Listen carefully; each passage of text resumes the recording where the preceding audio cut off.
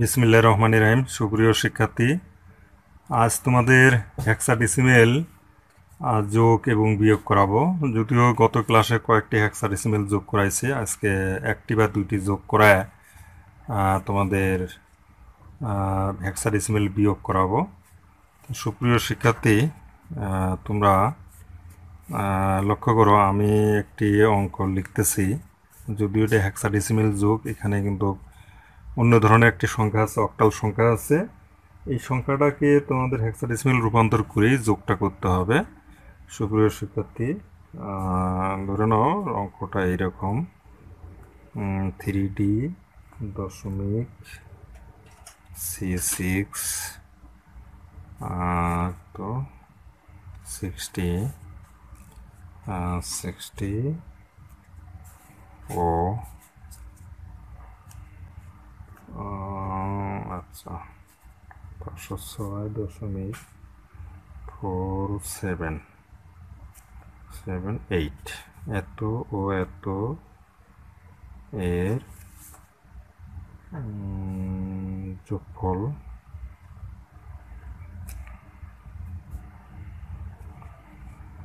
হেক্সা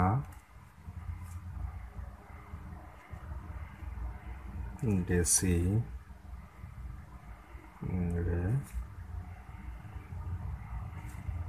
নির্ণয় করো। সুপ্রিয় শিক্ষার্থী, তোমরা দেখতে পাচ্ছ এখানে দুইটা অঙ্ক আছে, অর্থাৎ অঙ্ক দুটোর একটার ব্যাস হলো 16 আর একটার ব্যাস হলো 8। দুইটা পদ্ধতি, দুই পদ্ধতির অঙ্ক, সুতরাং এদেরকে যোগফল তোমার হেক্সাডেসিমেলে নির্ণয় করতে হবে। অথবা প্রশ্নটা এইভাবে থাকতে পারে যে 3D দশমিক C6 16 প্লাস 506.478 এত সমান হর দিয়ে এখানে লিখে দিল 16, যেটা নির্ণয় করো, এত নির্ণয় করো এভাবে থাকতে পারে। যে কোনো দুইটার আসবে প্রশ্ন থাকতে পারে।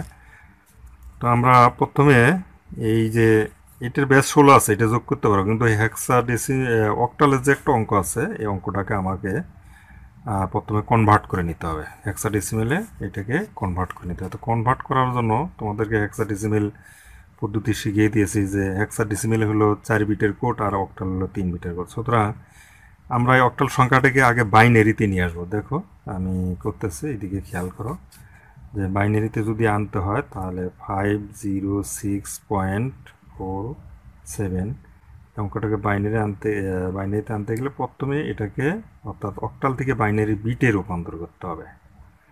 বাইনারি বিটে রূপান্তর করে তারপরে সেটাকে হেক্সাডেসিমেলে নিতে হবে। তোমরা দেখতে পাচ্ছ যে এখানে অঙ্কগুলো এই যেমন 5-এর 3 বিটের কোড হলো, যেহেতু এটা অক্টাল 101, যে 0 এখানে যেহেতু 0 আছে, যেহেতু অক্টাল 0কে নিলে 3টে বিট নিতে হবে, নিলাম। এখানে 6-এর মান বসাইতে হবে বাইনারি, তারপরে 4 3 বিট, 7 হলো 1 3 বিট। তো আমরা কিন্তু অলরেডি অঙ্কটা, অর্থাৎ এটার সমান হবে, তাহলে এটার সমান হবে 101000110, তারপরে দশমিক আছে, দশমিক দিবে যথাস্থানে 0, তারপর 111। তাহলে আমাদের এই অঙ্কটাকে এখন আমরা কি করি, এটা বাইনারিতে আছে, এটাকে এখন হেক্সাডেসিমেলে রূপান্তর করবো। তো হেক্সাডেসিমেলে রূপান্তর করার নিয়ম হলো, অঙ্কটা আবার লিখো যে 4 বিট করে নিতে হবে। এই দশমিক ঘর থেকে বাম দিকে, এইদিকে ওইদিকে 4 বিট করে নিয়ে এটাকে হেক্সাডেসিমেলে রূপান্তর করা যাবে। তো সুপ্রিয় শিক্ষার্থী, লক্ষ্য করো যে অঙ্কটাকে আবার এখানে লিখতে হবে 101000110.1001111। এখন আমরা 4 বিট করে, অর্থাৎ একদিকে নেব হেক্সাডেসিমেলে রূপান্তর করার জন্য বাইনারি সংখ্যাটাকে এভাবে 4টে করে বিট দেবো। এখানে নাই, এখানে আমরা 3টা শূন্য দিয়ে নেব, আমি চিহ্নিত করে রাখলাম। আর এইখানে 4 বিট, আবার এই দিক থেকে এই দিকে 4 বিট। শূন্য, দুইটা শূন্য এখানে দিতে হবে। আচ্ছা, তাহলে এখন কিন্তু হেক্সাডেসিমেলে অর্থাৎ এই বাইনারি বিটেরগুলোর মান বসাইতে হবে, তাই না? এটার সমান আমরা আচ্ছা এটাই লিখতে পারি। তাহলে দেখো জিরোর দাম নাই, 110 মানে এটা হবে 6, এই সংখ্যাটা হবে 6, এই সংখ্যাটা হবে 4, আর এইটা হবে কত 1, 1, এইটা হবে কিন্তু সুপ্রিয় শিক্ষার্থী এটা 9, আর এইটা দেখো এই সংখ্যাটার মান হলে কত আসলে 12, কিন্তু আমাদের 12 লেখা যাবে না, 12 মানে এখানে সি, আমরা হেক্সাডেসিমাল থেকে জানি 12 মান হলো সি। সুতরাং আমাদের তাহলে এই অঙ্কটা হলো যে 146.9 সি, এবং এখানে হবে কত 16।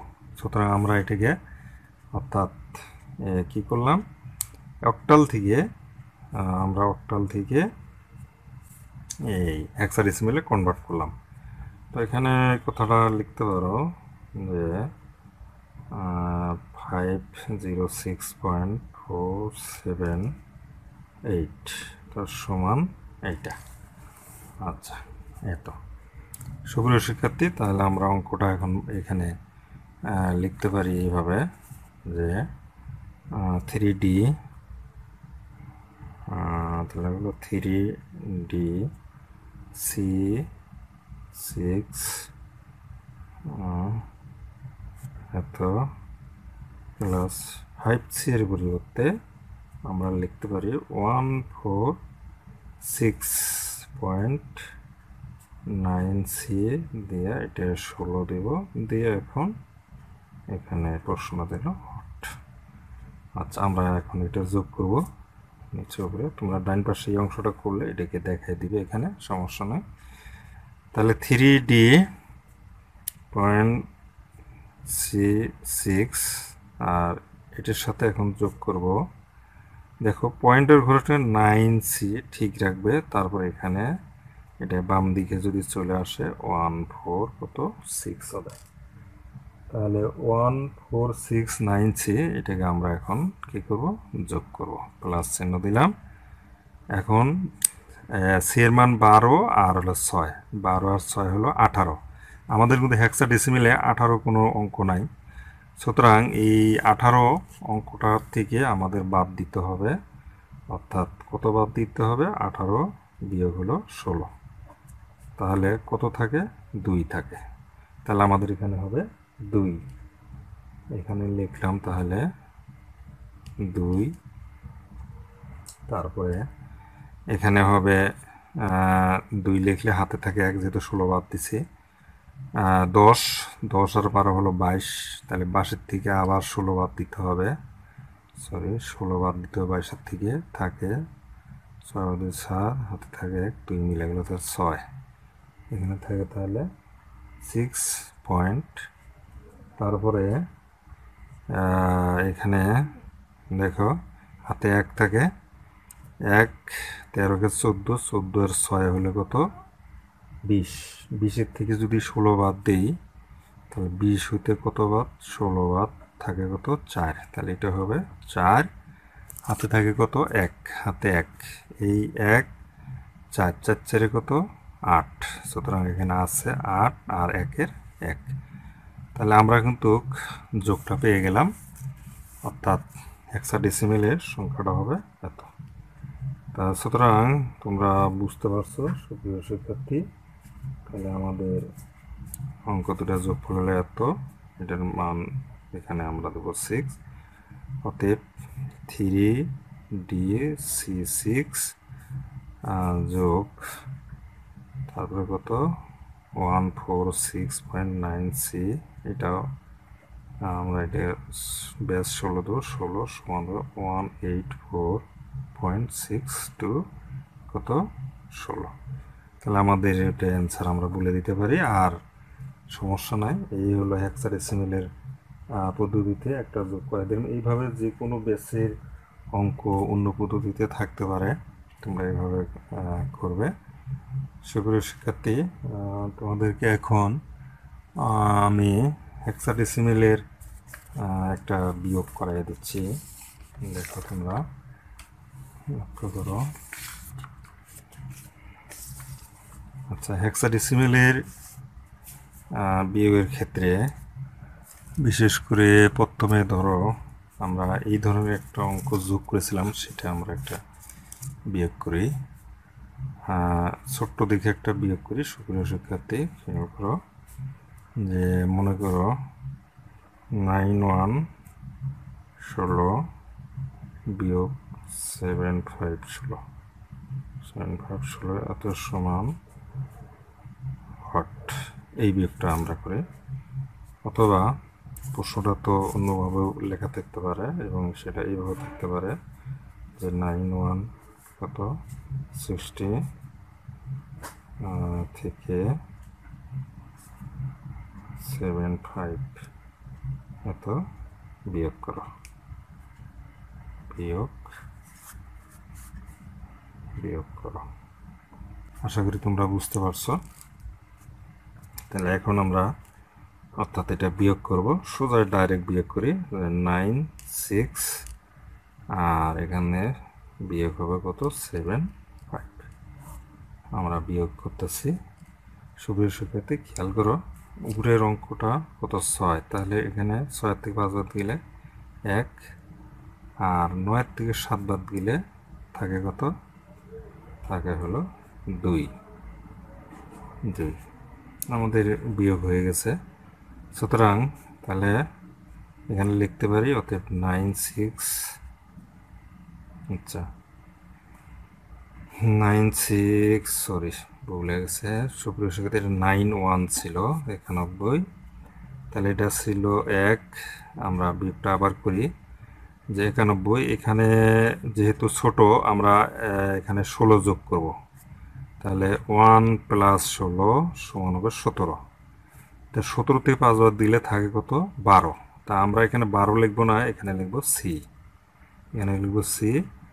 হাতে থাকে এই যে 17 16 নিয়েছিলাম, হাতে থাকে 1, সেই 1কে এখানে যোগ করলে 8 8, তাহলে এখানে থাকবে 8 থেকে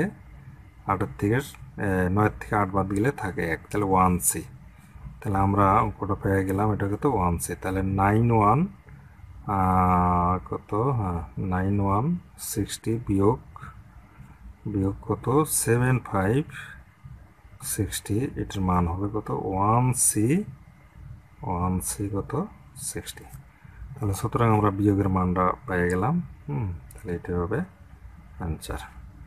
আচ্ছা সুপ্রিয় শিক্ষার্থী, তোমরা যদি এই অঙ্কটা এখানে প্রমাণ করতে চাও,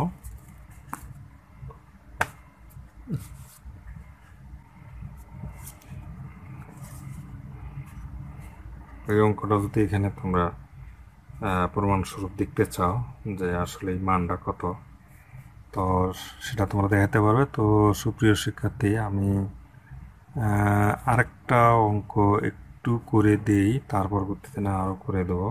দেখো যদি এই ধরনের একটা অঙ্ক লেখা থাকে, ধরে নাও